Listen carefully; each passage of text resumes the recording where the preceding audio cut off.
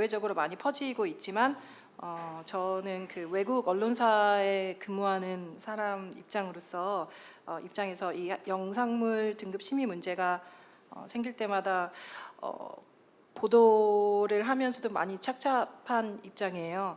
근데 그게 저희 뭐 영화 전문지라던가 무슨 뭐 트레이드지에만 보도가 되는 게 아니라 요즘은 그 매체들이 다 신디케이트 돼서 그 기사들이 다른 언론사들로 팔리게 되면서 뭐 버라이어티 얘기를 드리자면 저희 거는 뭐 로이터 통신에 동시에 다 퍼지고 시카고 트리뷴이나 보스턴 글로브 같은 미국 10대 일간지에 동시에 다 파급이 되는 그런 상황입니다. 그래서 지금 이 토론회에서 아까 제가 오기 전에 영국하고 미국 관련 이 입법례 이야기는 나온 것 같은데 이런 한국의 문제가 대외적으로 미치는 영향에 대해서는 이야기가 없던 걸로 알아요.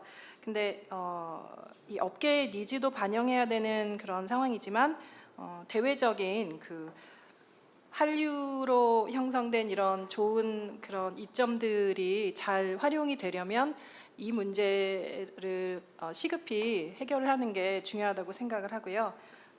예를 들어서 사이트 앤 사운드에서도 뭐 런던 한국 영화제, 뭐 국내 매체에서는 이 런던 한국 영화제가 뭐 큰 성과를 거두면서 뭐 잘 됐다, 개최됐다 이렇게 보도가 됐는데 사실 사이트 앤 사운드 같은 경우에는 한국의 문광부가 주최하는 이 영화제가 자체 검열을 해서 이슈가 된 그런 다큐멘터리나 그런 것들이 상영을 안 했다. 뭐 이런 보도가 나갔습니다. 사실 그렇기 때문에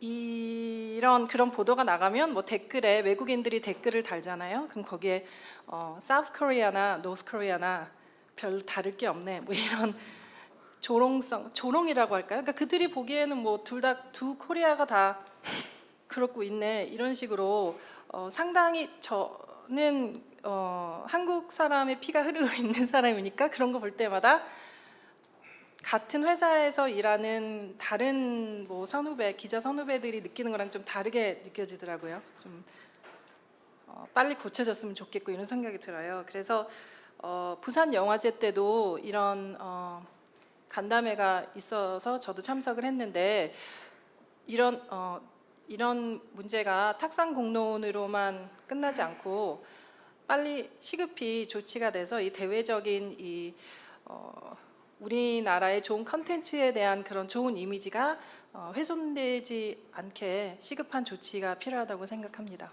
네, 감사합니다. 사우스나 노스나 얘기 들으니까 갑자기 대한항공이나 고려항공이나 비슷하다. 최근에 농담이 좀 떠오르기도 하는데요. 지금 이제 이야기들은 거의 모아진 것 같고, 그러니까 대전제는 그러니까 아까 박경신 선생님 말씀하신 것처럼 국가에 의한 어떤 등급 분류라고 하는 것 자체의 위헌성들, 이제 이것이 올바른가라는 거에 대한 문제 제기들이 있음에도 불구하고 현실적으로 이 제도, 그러니까 영등위와 등급 분류 제도가 존속할 수밖에 없는 상황이라면 가장 현실적인 대안은 무엇인가 좀 찾아 나가자라는 취지에서 지금 이 자리가 만들어진 것 같고, 그렇다면 그것은 아마도 이제 영등위 자체의 어떤 노력과 개선 노력, 이제 뭐 이명 감독님도 말씀하신 것처럼 그것은 어떤 그 등급 분류의 어떤 프로세스, 인적 구성을 비롯해서 그 매뉴얼 이런 부분들을 포함하는 이런 부분들은 분명히 영등위에서 내부적으로 정비할 여지들이 분명히 있는 것이다. 그렇다면 이러한 부분들은 법의 문제가 아니라 결국 의지의 문제다라고 한다면 영등이가 좀 더 적극적으로 이런 그 이후에 개선의 주체가 되어서 그러니까 좀 나아가는 판을 좀 만들고 거기에 영화인들도 적극적으로 좀 참여하는 방식이 반드시 좀 진행이 돼야 된다라는 이야기가 나왔고, 그 부분은 이제 다시 한번 저희가 이제 안치환 부장님께 다시 한번 이렇게 전달을 좀 부탁을 드릴게요, 영등이에. 그리고 또 하나는 이제는 이제 법령 어떤 정비의 문제인데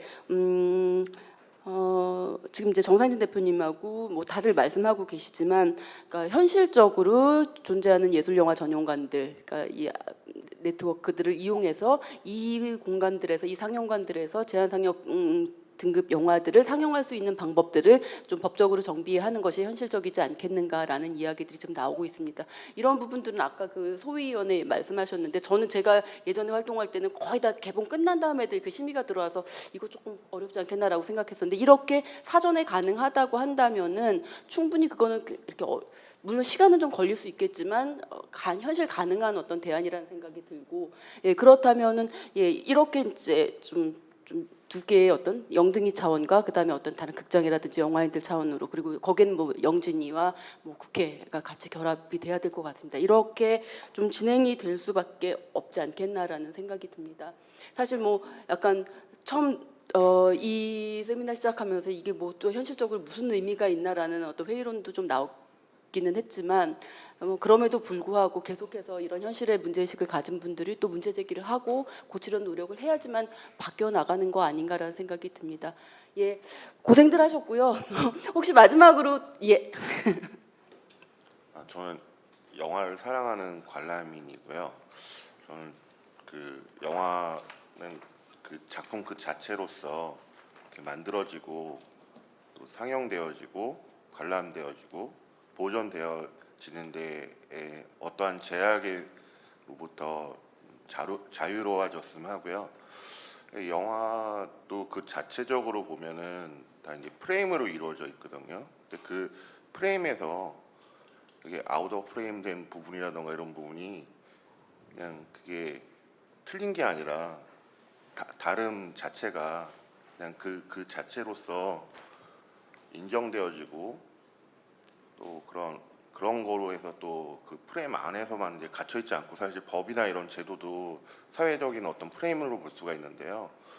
그거를 좀 깨서 더 확장을 하는 좀 그런 게 파격이 아닐까 하는 생각이 듭니다. 예, 말씀 감사합니다. 그래서 지금 오늘 이제 나온 이야기 여기서 자리는 이쯤에서 좀 정리를 해야 될 것 같고요. 마지막으로 이제 최영재 부장님께 좀 부탁을 드리면 나온 이야기들 있잖아요. 꼭 이제 최민희 의원님께 전달 부탁드려서 이후에 좀 정말 구체적인 법 정비로 좀 현실화될 수 있도록 부탁드리겠습니다. 예, 감사합니다. 오랜 시간 고생들 하셨습니다. 수고하셨습니다.